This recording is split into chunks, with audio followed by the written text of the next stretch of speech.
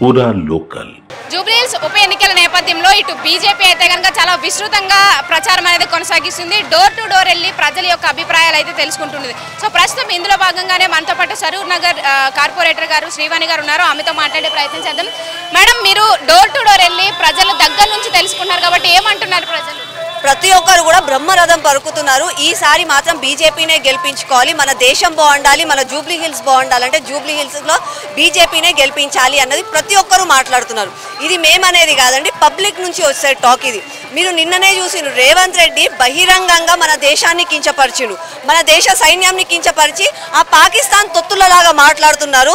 MIM క్యాండిడేట్ని పెట్టుకున్నాడు. కాబట్టి ఈసారి నిజంగా కూడా మన జూబ్లీ హిల్స్ బాగుపడాలి అని అంటే బీజేపీనే గెలిపించుకుంటామని చెప్పి ప్రతి ఒక్కరు కూడా చెప్తున్నారు.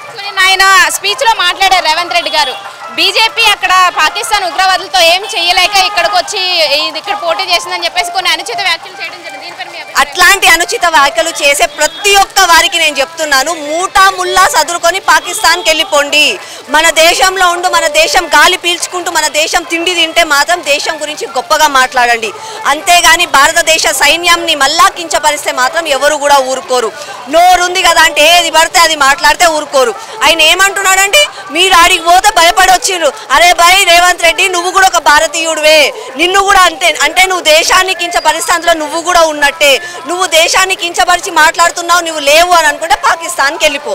అంతేగాని ఇక్కడుండి మళ్ళీ పాకిస్తాన్ గురించి మాట్లాడితే మాత్రం ఎవరు కూడా ఊరుకోరు. నిన్న ఆయన మాట్లాడిన దానికి రేపు ప్రజలే తీర్పు చెప్తారు. తర్వాత మీరు చూసారు, జూబ్లీహిల్స్ ఎలక్షన్ నేపథ్యంలోనే అజారుద్దీన్ గారికి మంత్రి పదవి కూడా ఇవ్వడం జరిగింది. సో దీని వెనకాల అంటే మీరు ఏదైనా ప్రశ్నిస్తుంటే మీకు అంత కడుపు నొప్పి ఎందుకు, అంత కడుపు అంటే ఎందుకు అని చెప్పి నేను ఒకటి చెప్తున్నానండి, ప్రాక్టికల్గా చూడండి. సల్మాన్ అనే వ్యక్తిని టీఆర్ఎస్ వాళ్ళు కండువా కప్పి తీసుకున్నారు. ఆ సల్మాన్ అనే వ్యక్తి ఒక అమ్మాయి రేప్ కేసులో ఉన్నారు, దొంగ దౌర్జన్యాలు చేస్తారని ప్రతి ఒక్కరికి తెలుసు. నవీన్ యాదవ్ గురించి ప్రతి ఒక్కరికి తెలుసు, అతను ఒక ఎంఐఎం క్యాండిడేట్.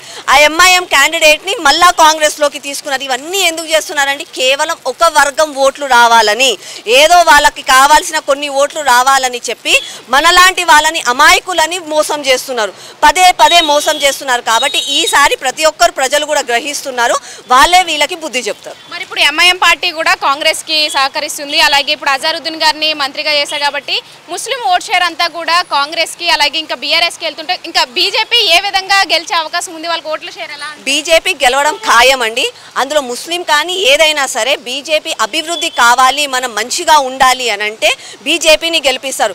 అదే మన దేశం కూడా శ్రీలంక లాగా, నేపాల్ లాగా, బంగ్లాదేశ్ లాగా, పాకిస్తాన్ లాగా అయిపోవాలి అని అనుకుంటే కాంగ్రెస్ని బీఆర్ఎస్ని గెలిపిస్తారు. కాంగ్రెస్ని బీఆర్ఎస్ని గెలిపిస్తే మన గుడికి రక్షణ ఉండదు, మన బడికి రక్షణ ఉండదు, మన అమ్మాయిలకు రక్షణ ఉండదు. మన అందరం బాగుపడాలి అని అంటే బీజేపీని గెలిపించాలని ప్రతి ఒక్కరు కూడా ఈసారి ఆలోచిస్తున్నారు. అపీస్మెంట్ పాలిటిక్స్ చేయాలని వాళ్ళు ఆలోచిస్తున్నారు, ప్రజలు మాత్రం అభివృద్ధి కావాలని ఆలోచిస్తున్నారు. మైనారిటీ ఓట్స్ ఎక్కువగా ఉన్నాయి కాబట్టి మరి బీజేపీకి ఎలా, ఏ ఓట్ షేర్ అనేది ఎక్కువగా? అదే మైనారిటీ బిడ్డలకు న్యాయం చేసింది మన నరేంద్ర మోదీ గారు, ట్రిపుల్ తలాక్ తీసుకొచ్చింది మన నరేంద్ర మోదీ గారు. అదే మైనారిటీ బిడ్డలు మెకానిక్లు కానీ ఎక్కడైనా పని చేస్తుంటే వాళ్ళకి ముద్రా లోన్స్ ఇస్తుంది మన నరేంద్ర మోదీ గారు. అదే మైనారిటీ సోదరులు అక్కడ వ్యాలీలో కొట్లాడుతున్నారు, అగ్నిగుండంగా మారిపోయిన వ్యాలీని ఈ రోజు ప్రశాంతంగా 370 ఆర్టికల్ని తీసేసింది మన నరేంద్ర మోదీ గారు. ఇంత మంచిగా నరేంద్ర మోదీ గారు మైనారిటీలకు చేసే వాళ్ళందరూ కూడా మాకే ఉన్నారు, మాకే సపోర్ట్ చేస్తారు, బీజేపీ వైపే ఉన్నారు. మొత్తానికి ఎంత ఓట్ షేర్లతో మీరు గెలవబోతున్నారంటే? ఈసారి బీజేపీ గెలవడం తథ్యమండి. ఆ ఓట్ షేర్ నేను మొత్తము బ్యాలెట్ అవన్నీ ఇప్పిన తర్వాత నేను మాట్లాడతాను, కానీ ఈసారి బీజేపీ గెలవడం తథ్యం. బీజేపీ గెలవడం కేవలం బీజేపీ కోసం కాదు, తెలంగాణ సమాజం కోసం, దేశం కోసం. మొత్తానికి చూసుకున్నట్లయితే కనుక ఇటు బీజేపీ అయితే కనుక అత్యధిక మెజారిటీతో ఈరోజు ఈసారి జూబ్లీహిల్స్ ఉప ఎన్నికలు అయితే కనుక గెలుపొందబోతుందని చెప్పేసి అయితే చెప్తున్న మాటలు వినిపిస్తున్నాయి.